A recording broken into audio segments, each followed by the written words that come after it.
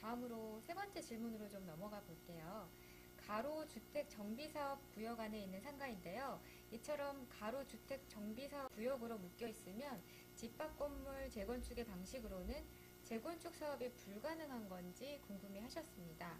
근데 저는 이게 굉장히 생소한데요. 가로주택 정비사업 구역이라는 것조차도 사실 잘 모르겠어요. 어떤 거죠, 이게? 이 가로주택 관련해서는 이게 보통의 일반 분들은 가로주택 정비법 이런 표현들을 많이 쓰시는데요. 쉽게 얘기하면 대로로 둘러싸인, 사방이 대로로 둘러싸인 구역, 법상으로는 1만 제곱미터이거든요. 사방으로 큰 대로로 둘러싸인 이 라움 법률사무소가 있는 이 라움 법인이 있는 곳도 앞에 대로가 두 개가 있죠. 큰 대로 두 개가 있잖아요. 저쪽 구역으로는 또 있잖아요. 큰 대로가 두 개가씩 있잖아요. 하나는 예수전당 쪽으로 가는 게 있고 또 하나는 또 큰 게 또 이제 남부순환로 쪽으로도 있는 것이고 이 크게 대로로 둘러싸인 요 구역을 가로구역이라고 해요. 그런데 이 가로구역 안에 있는 집들이 주택들이 빈집이 많아요. 그리고 또 너무 낡았어요. 이런 빈집들이 많고 낡은 구역일 경우에는 소규모 재건축을 하게 해주는 겁니다. 이런 경우에는 도시정비법상의 재건축보다 더 간이화된 절차로 재건축을 하게 해줘요. 이게 바로 가로주택입니다. 그리고 이 가로주택을 재건축할 수 있게 해주는 게 가로주택 정비법, 빈집 및 소규모주택 정비에 관한 특례법이라고 하는 것입니다.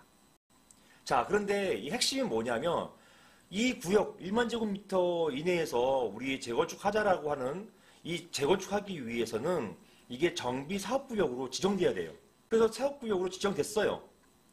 이런 정비사업구역으로 지정이 되는 상태인데 이게 또 조합 설립부터 해가지고 요건이 까다로워가지고 지지부진하단 말입니다. 또 이해관계가 많아요. 그러다 보니까 이런 사업이 또 지지부진한 거예요.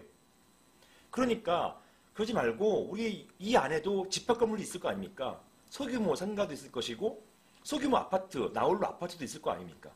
그러다 보니까 나는 못 기다리겠다. 이 가로정비사업구역 안에서 재건축할 때까지 못 기다리겠다. 우리 상가만이라도 먼저 재건축하자라고 하는 거예요.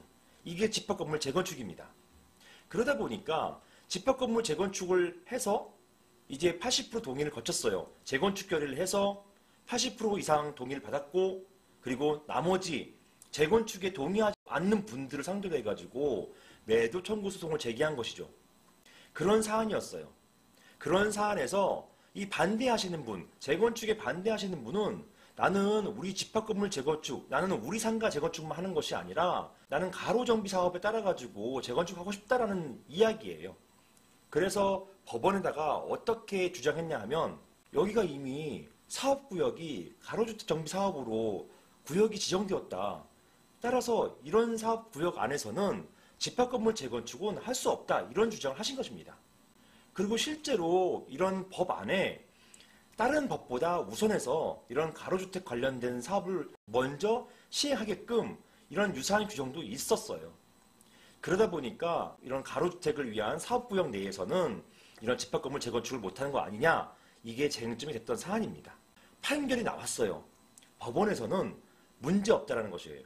즉 도시정비법이나 이런 가로주택 정비법이나 이런 것은 공공재건축을 위한 법이고 집합건물은 공공재건축이 아니라 민간재건축이다. 따라서 법이 다르기 때문에 각각 제한하지 않는다는 얘기입니다. 따라서 가로주택을 묶고 있다 하더라도 집합건물 재건축을 할 수 있게 되는 것이에요. 결론적으로 이 사안에서도 집합건물 재건축 문제없다. 이런 결론이 났습니다.